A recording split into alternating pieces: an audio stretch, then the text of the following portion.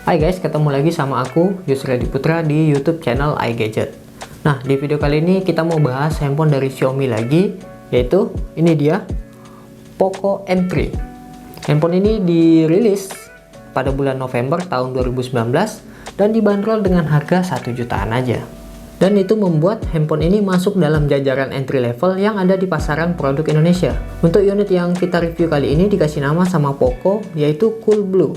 Ada dua varian warna lain lagi, yaitu Poco Yellow dan Power Black. Sementara untuk varian RAM dan penyimpanannya tersedia dua pilihan. Untuk unit yang kita review ini RAM-nya 4GB dengan internal 64GB. Dan dibanderol dengan harga 1 jutaan aja, atau lebih tepatnya cuma Rp1.899.000. Dan satu lagi untuk varian dengan RAM 6GB dengan internal 128GB yang dibanderol dengan harga Rp2.259.000. Untuk link pembeliannya bisa kalian cek aja langsung di link deskripsi. Untuk desainnya sendiri, Poco M3 ini menurut aku udah cukup bagus dan punya identitas yang jelas. Sekali lihat kita pasti langsung tahu kalau ini adalah Poco. Iyalah, tulisannya aja udah segede ini ya. Terus di samping tulisan ini ada 3 buah kamera yang akan kita bahas lagi nanti. Jadi pastiin nonton video ini sampai habis. Lalu untuk materialnya, Poco M3 ini menggunakan bahan plastik atau polikarbonat untuk back cover dan frame sampingnya.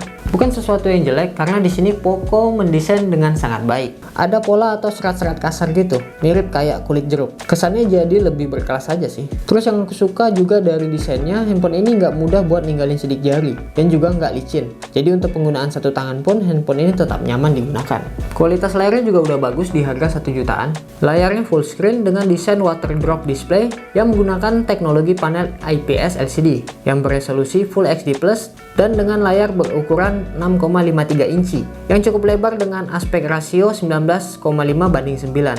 Jadi cukup nyaman digunakan ketika kita menonton film ataupun scrolling media sosial. Dan tentu aja layarnya juga udah diberikan perlindungan menggunakan kaca Corning Gorilla Glass 3. Untuk refresh rate-nya juga masih di 60Hz dan juga belum support XDR10.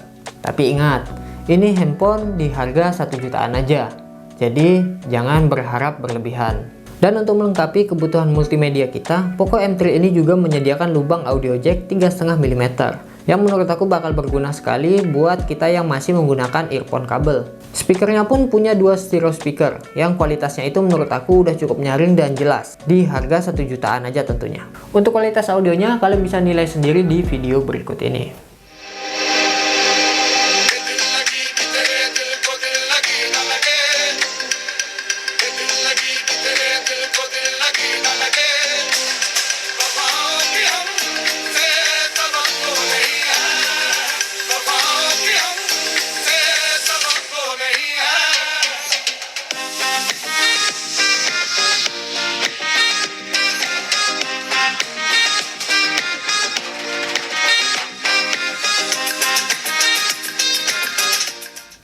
Lalu untuk membuka handphone ini kita disajikan dengan beberapa fitur seperti face unlock yang kecepatan dan akurasinya sangat baik. Bahkan sensor fingerprintnya juga bisa langsung unlock dalam keadaan layar mati. Terus posisi penempatannya itu menurut aku juga udah cukup pas, dimana dia berada di tengah sebelah kanan yang posisinya itu menyatu sekaligus dengan tombol power. Lalu untuk performanya, Poco M3 ini ditenagai prosesor Snapdragon 662 dengan fabrikasi 11 nanometer serta menggunakan GPU Adreno 610. Dan untuk softwarenya, Poco M3 ini menjalankan MIUI dengan berbasis Android 10. Juga didukung dengan RAM 4GB dan internal 64GB untuk unit yang kita review kali ini. Tapi kalau kalian merasa internalnya masih kecil, tenang aja. Poco M3 ini juga sudah menyediakan slot micro SD yang bisa diperluas lagi hingga 512GB. Lalu untuk jaringannya, Poco M3 ini support hingga jaringan 4G dan juga bisa menggunakan dual SIM yang bertipe nano SIM. Untuk infrared blasternya juga tersedia di Poco M3 ini yang bisa kita jadikan sebagai remote TV ataupun remote AC. Untuk responnya juga termasuk bagus. Terus kalau kita coba main game, PUBG Mobile sejauh ini bisa dapat settingan smooth high stabil di 30 fps. Terus kalau kita naikin lagi cuma bisa dapat balance medium. Dan ketika gameplaynya aku main di settingan smooth high dan bisa dibilang Poco M3 ini cukup lancar buat jalanin game PUBG Mobile tanpa ada kendala apapun. Dan untuk jalanin game seperti PUBG Mobile, suhu handphone masih di batas aman. Terus kalau Genshin Impact gimana? Bisa juga dijalankan dengan cukup baik di Poco M3 ini, tapi di settingan lowest 30 fps. Lebih dari itu jangan terlalu berharap banyak lah untuk performanya bisa stabil. Terus untuk suhunya juga nggak terlalu panas, lebih ke sedikit hangat, terutama pada bagian layar layarnya. Untuk bobotnya sendiri, handphone ini masuk kategori ringan dengan berat nggak lebih dari 200 gram, tapi punya kapasitas baterai yang sangat besar. Poco M3 ini punya kapasitas baterai 6000 mAh dengan didukung fast charging 18 watt yang bisa ngecas dari 0 hingga 100% butuh waktu hampir 3 jam. Nah, di sini kita positive thinking aja karena kapasitas baterainya itu kan besar di 6000 mAh. Jadi menurut aku pribadi sih ini termasuk cepat dalam pengisiannya. Konsumsi baterainya pas main game pun juga otomatis irit karena grafis yang dipakai bukan yang terbaik. Main game PUBG Mobile sejam cuman berkurang 8% aja. Udah ringan, baterainya besar, plus juga irit. Nah, jadi kurang apa lagi coba? Lalu untuk kameranya, Poco M3 ini punya 3 buah kamera di belakang. Yang pertama, kamera utamanya yaitu kamera wide punya 48 megapiksel dengan bukaan f1.8.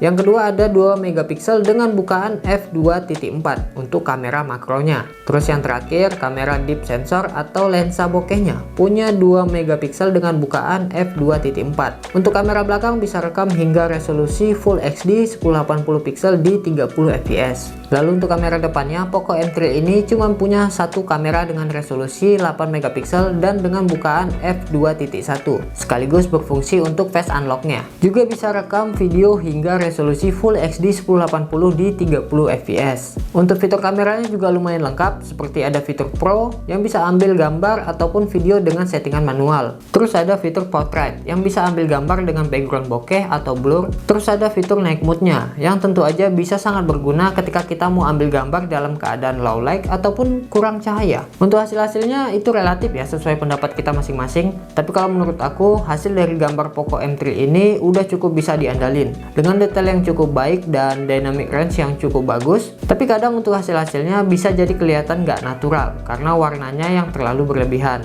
Jadi untuk hasil yang lebih baik lagi, aku saranin kalian pintar-pintar untuk ambil angle atau posisi yang pas. Terus untuk foto di malam hari pun menurut aku Poco M3 ini bisa hasilin gambar yang cukup baik. Oke, untuk kualitas video dari Poco M3 ini, kalian bisa langsung aja simak video berikut ini. Oke, ini adalah kamera belakang dari Poco M3, dimana dia bisa ngerekam hingga resolusi Full HD 30 fps saja. Dan apa ya, gimana nih kira-kira menurut kalian? Untuk dynamic range-nya juga cukup baik di sini, awannya kelihatan, warnanya juga cukup cerah di sini. Tapi stabilisasinya agak goyang ya. Tapi kalau kita bawa lari gimana? Ya kurang lebih kayak gitu sih kalau dibawa lari. Bukan agak sih, memang nggak ada stabilisasinya. Jadi kalau misalnya mau kalian pakai untuk ngevlog ataupun untuk YouTube atau untuk bikin konten, kalian bisa pakai aja gimbal. Jadi lebih stabil lagi. Oke, gimana nih? Oh ya, untuk karena di kamera ini nggak ada ultrawide, jadi viewnya cuman segini aja. Coba misalnya aku balikin dulu ya. Oke. Jadi karena dia nggak punya ultrawide untuk kameranya, jadi viewnya cuma segini aja nih. Ini udah satu tangan ya, udah sampai jauh kali tangan aku. Kira-kira bagaimana nih menurut kalian? Cocok nggak kalau dipakai buat ngevlog atau buat bikin konten? Cuman pakai tangan aja. Kalau aku pribadi sih kayaknya kurang ya, harus pakai tripod ataupun pakai gimbal ya, biar lebih stabil lagi. Oke, kurang lebih kayak gitu sih. Aku balikin lagi ya.